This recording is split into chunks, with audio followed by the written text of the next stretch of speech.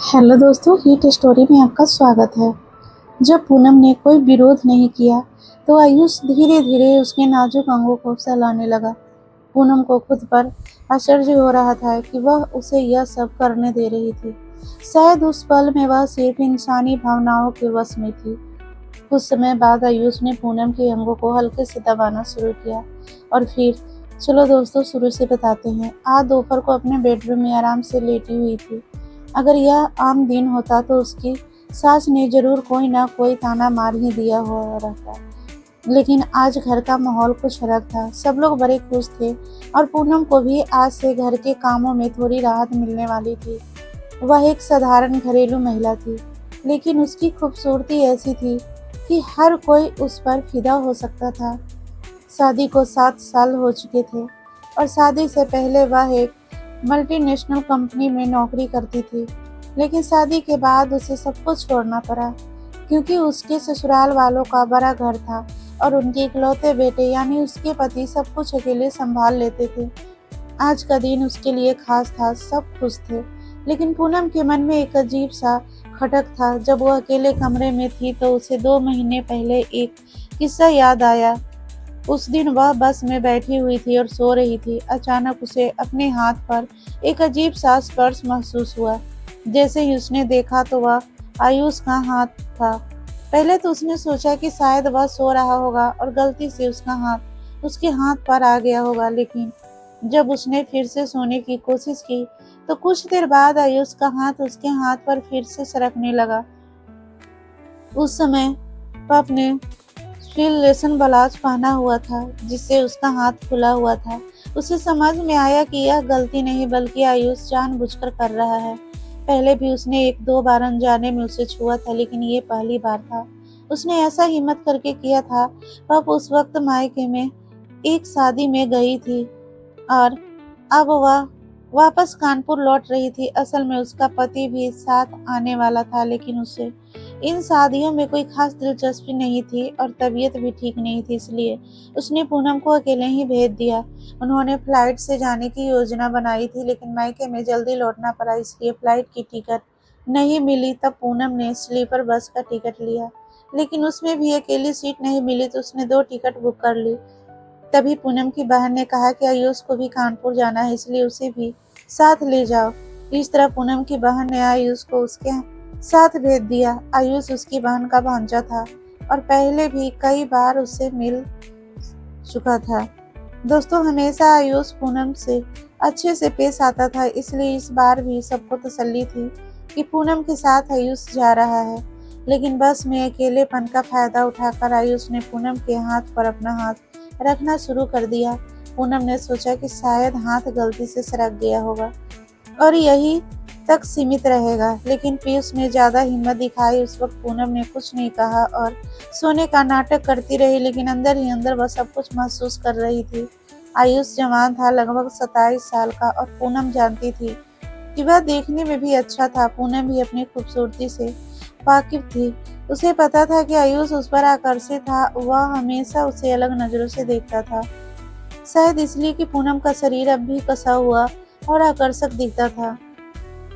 हालांकि पूनम अब मिडिल उम्र की हो चुकी थी, लेकिन उसकी फिटनेस और फिगर का असर अभी लोगों पर पड़ता था। वह 4 लोगों के बीच खड़ी होती तो उसकी खूबसूरती का सब पर गहरा असर होता, और यह चीज पूनम के अंदर एक अजीब सा गर्व का एहसास करती थी। जब भी कोई उसकी सुंदरता की तारीफ करता था, उसकी ओर आकर्षित होता था, तो पूनम के अंदर खुशी की लहर दौड़ जाती थी। जब आयुष शादी के दौरान उससे मस्ती करता था, कभी कभी हल्का स्पर्श करता, तो पूनम को मजा आ जाता था। कई बार उसने पूनम से नजरों और स्पर्श के जरिए सुख लिया, लेकिन पूनम ने कभी इस बात को ज्यादा तवज्जो नहीं दी। शादी के घर की भीड़ भाड़ में आयुष कभी उसके कंधे से हल्का स्पर्श कर लेता, तो कभी उसकी नाजुक जगहों को छूने की कोशिश करता, कभी अनजाने में तो कभी जानबूझकर उसका हाथ पूनम के शरीर से टकरा ही जाता और वह उसे झटक देती थी। दोस्तों, कल की ही बात है। शादी में पूनम कमरे में कपड़े बदल रही थी। दरवाजा बस हल्का सा बंद किया हुआ था, तभी अचानक आयुष अंदर आ गया। उस समय पूनम साड़ी पहन रही थी। आयुष के अंदर आने पर पूनम एकदम घबरा गई। उसे एक पल के लिए समझ ही नहीं आया कि क्या करे। वो बिना पल्लू के लिए खड़ी रह गई और आयुष को देखती रही। तब आयुष की नज़र भी उसके शरीर के उन हिस्सों पर थी जिन्हें देखकर वह अंदर ही अंदर आनंदित हो रहा था। जब पूनम को एहसास हुआ कि आयुष कहाँ देख रहा है, तब उसने जल्दी से कपड़ा लिया और आयुष ने सारी कहा और कमरे से बाहर चला गया। सॉरी बोलने के बाद उसके बाद दोनों ने इस बात को यूं ही भूल जाने का नाटक किया। अचानक अगले दिन पूनम को कानपुर वापस जाना पड़ा और उसकी बहन के कहने पर आयुष को भी साथ ले लिया। पूनम को आयुष के साथ कानपुर जाने में कोई एतराज नहीं था, क्योंकि बस के सफर में उसके साथ देने के लिए कोई चाहिए था। इसलिए दोनों साथ में चल पड़े। उन्हें बस में ऊपर की बर्थ मिली थी। शादी की भाग दौड़ से थकी हुई पूनम और आयुष बस पर लेट गए। एक दूसरे से थोड़ा सा फासला बनाकर पूनम खिड़की की तरफ थी, जबकि आयुष बाहर की तरफ लेटा था। जब बस को चलते चलते 4-5 घंटे बीत गए, तब सभी लाइटें बंद हो गई। अब बस बाहर से आने वाली रोशनी की हल्की फुल्की किरणें ही अंदर आ रही थी। खिड़की से आती रोशनी से पूनम को नींद नहीं आ रही थी, तो उसने खिड़की के पर्दे खींचने की कोशिश की, लेकिन एक पर्दा अटक गया था। तब आयुष ने अपने हाथ से पर्दे को खींचने में मदद की। तब उसका हाथ पूनम के कंधे से हल्के से छू गया। न जाने क्यों उस हल्के स्पर्श ने पूनम को कुछ अलग सा महसूस कराया। आयुष ने आखिरकार पर्दा बंद कर दिया और पूनम के अंदर ठंड भी ज्यादा थी। पूनम ने आयुष से अपनी बैग से ओढ़नी निकालने को कहा। तब आयुष ने कहा, ओढ़नी क्यों? बस में ओढ़ने के लिए कंबल है ना? इस पर पूनम बोली, नहीं, मुझे बस वाले के कंबल से अजीब सा लगता है। तब आयुष ने बैग से ओढ़नी निकालने के लिए बैग खोला और गलती से पूनम के बाहर आ गई। इस पर पूनम ने हंसते हुए उसे जल्दी से छिपा लिया और आयुष भी हंसने लगा। फिर उसने जल्दी से बैग से ओढ़नी निकाली। थोड़ी देर बाद गपशप करते हुए पूनम को नींद आ गई, लेकिन कुछ देर बाद अचानक उसकी नींद खुल गई और उसने महसूस किया कि आयुष उसके बदन पर धीरे धीरे हाथ फेर रहा है। तब पूनम ने कोई हलचल नहीं की और सोने का नाटक करती रही। ऐसे ही आयुष का हौसला बढ़ता गया और अब वह पूनम के हाथों को हल्के से दबाने लगा। कुछ देर बाद उसने अपना हाथ वापस खींच लिया। इस बीच बस एक शांत माहौल में चल रहा था। पूनम को ऐसा लग रहा था कि शायद अब आयुष बोर हो गया है, लेकिन तभी उसने महसूस किया कि उसकी ओढ़नी के नीचे आयुष का हाथ सरक रहा है। बस शायद यह सोच रहा था कि पूनम गहरी नींद में है, इसलिए उसकी हिम्मत और बढ़ गई थी। पूनम को अब उसकी बेहद हरकतों पर हैरानी हो रही थी, लेकिन उसने फिर भी कुछ नहीं कहा और चुपचाप लेटी रही। फिर आयुष ने उसकी ओढ़नी हटाकर धीरे से अपना हाथ उसके पेट पे रख दिया और धीरे धीरे उसकी नाभि के पास घुमाने लगा। थोड़ी ही देर में उसकी हिम्मत और बढ़ गई और उसने अपना हाथ और आगे बढ़ाकर पूनम के नाजुक हिस्सों को छुआ। वह बिना किसी झिझक के अब उसके गाल को सहला रहा था। पूनम हैरान रह गई थी। उसके मन हुआ करने का मन हुआ, लेकिन फिर भी उसने उसे नहीं रोका। शायद उस वक्त उसे भी उसका स्पर्श अच्छा लगने लगा था, इसलिए उसने कुछ समय रुककर उसकी प्रतिक्रिया का इंतजार किया। दोस्तों, जब पूनम ने कोई विरोध नहीं किया, तो आयुष धीरे धीरे उसके नाजुक अंगों को चलाने लगा। पूनम खुद को आश्चर्य हो रहा कि वह उसे यह सब करने दे रही थी। शायद वह पल में वह सिर्फ इंसानी भावनाओं के बस में थी। कुछ समय बाद आयुष ने ज्योति के अंगों को हल्के से दबाना शुरू किया और फिर पूनम अजीब सी भावनाओं में खोने लगी। वह स्पर्श पूनम को बेहद परिचित लग रहा था और उसने समझ लिया था कि उसका शरीर भी उसको स्पर्श के लिए तैयार हो चुका है। यही वजह थी कि उसे रोकने की कोशिश नहीं की। उसकी हरकतें इतनी धीमी और संयत थी कि जैसे कोई खूबसूरत संगीत जो अपने आप होश उड़ा दे। आयुष के स्पर्श से पूनम खुद को भूलने लगी। वह भूल गई कि घर का उसका बीमार पति उसका राह देख रहा है। वह भूल गई कि वह किसी की पत्नी है। उस समय वह बस एक औरत थी जिसे किसी के समाज की जरूरत महसूस हो रही थी। शायद आयुष भी सोच रहा था कि पूनम गहरी नींद में है, या शायद वह जानता था कि पूनम सब जानकर भी अनजान बनी हुई है। इन दोनों ही स्थितियों ने उसे और आगे बढ़ने का दिया। इसलिए अब आयुष ने अपना हाथ के ब्लाउज के बटन पर रखा और उसे खोलने की कोशिश करने लगा। धीरे से उसने अपनी उंगलियां अंदर सरकाई और धीरे धीरे ब्लाउज का बटन खोल दिया। अब आयुष की सारी उंगलियां उसके भीतर थी और उसका एकदम पूनम को अच्छा लगने लगा था। जैसे ही उसकी उंगलियां अंदर गई, पूनम की ओर से हल्की सी आवाज निकल गई। फिर उसकी उस प्रतिक्रिया से आयुष को हरी झंडी मिल गई थी। उसने पूनम को पीछे से कसकर पकड़ लिया और उनके शरीर एक दूसरे से सट गए। आयुष की इस हरकत से उनके शरीर में एक अजीब सा रोमांस महसूस होने लगा था और बेहद होकर उसके शरीर को छूने लगाम पूरी तरह उत्तेजित हो चुकी थी। अंधेरे में वे दोनों अपनी ही दुनिया में थे और किसी को उनके बारे में पता चलने का कोई डर नहीं था।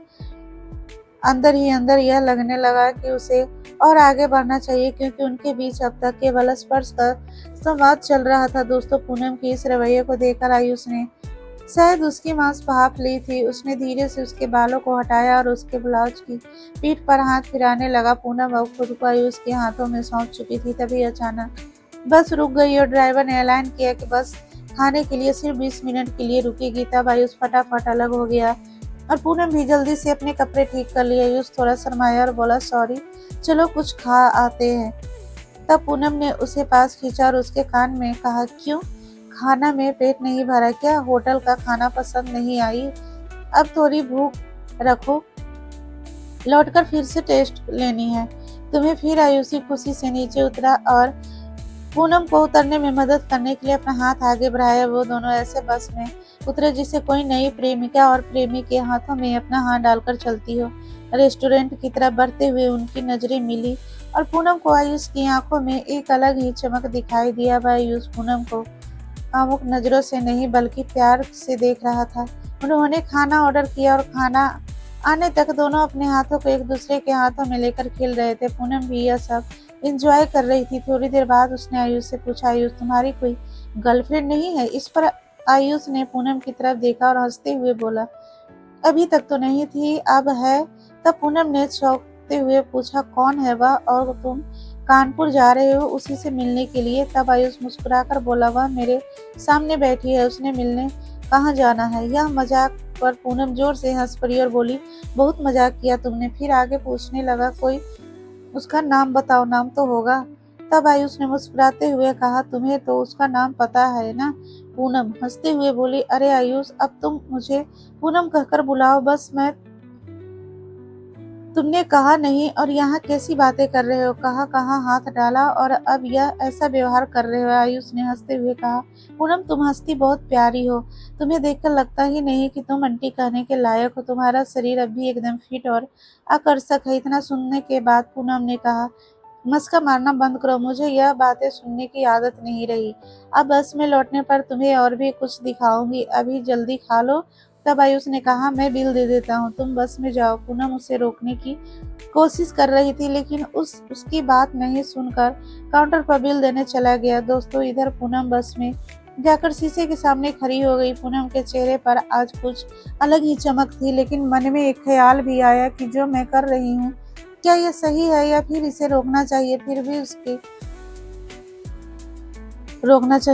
भी उसकी वासना जो आयुष ने जगाई थी उसे रोक नहीं पा रही थी। घर लौटने के बाद भी जब तक उसका पति ठीक नहीं होता, यह भूख शांत होने वाली नहीं थी। तब पूनम ने मन ही मन सोचा, अब पीछे हटने की कोई सवाल नहीं है।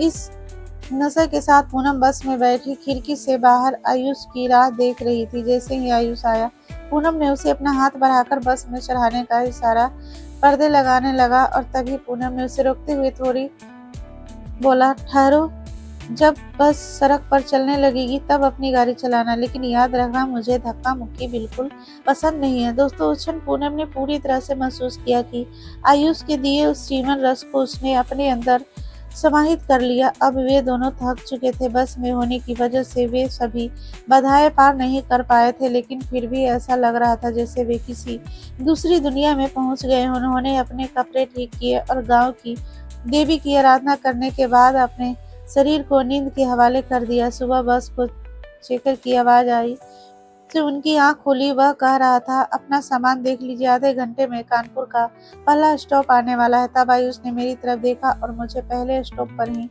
उतरना पड़ेगा। इस पर मैंने कहा, घर चलो, फ्रेश होकर जाना, मैं हमारे ड्राइवर को बोल दूंगी तुम्हें जाना जहाँ जाना है वो छोड़ देगा। तभी आयुष बोला, नहीं, मेरे दोस्त का रूम पास में ही है और मुझे वहीं से एक कंपनी में इंटरव्यू देने जाना है। फिर आयुष ने पूनम का हाथ पकड़ा और कहा, थैंक यू, तुम्हारे साथ सफर बहुत अच्छा गुजरा। इतना कहकर वह फिर से पूनम को गले लगा लिया और उसे चूमने लगा। फिर थोड़ी सी बाधाओं को पार करके पूनम ने फिर से उसके जीवन रस को अपने अंदर समाहित कर लिया। उसके बाद जब आयुष का स्टॉप आया तब वह बस से उतर गया। बस से उतरते समय पूनम ने उसे उसके इंटरव्यू के लिए बेस्ट ऑफ लक कहा। जैसा ही आयुष बस से उतरा, पूनम खिड़की से उसे जाते हुए देखने लगी। उसका चेहरा आत्मविश्वास से भरा हुआ था और एक हल्की मुस्कान उसके होठों पर खेल रही थी। तब पूनम के मन ही मन हल्की सी बेचैनी, लेकिन उस पल की जीने की संतुष्टि ने उसे सूची दी। उन दोनों के बीच जो कुछ हुआ वह किसी भी रिश्ते की नई शुरुआत थी, या फिर शायद सिर्फ उस पल का अनुभव। लेकिन एक बात तय थी, वह पल हमेशा पूनम और आयुष के दिल और जहान में रहेगा।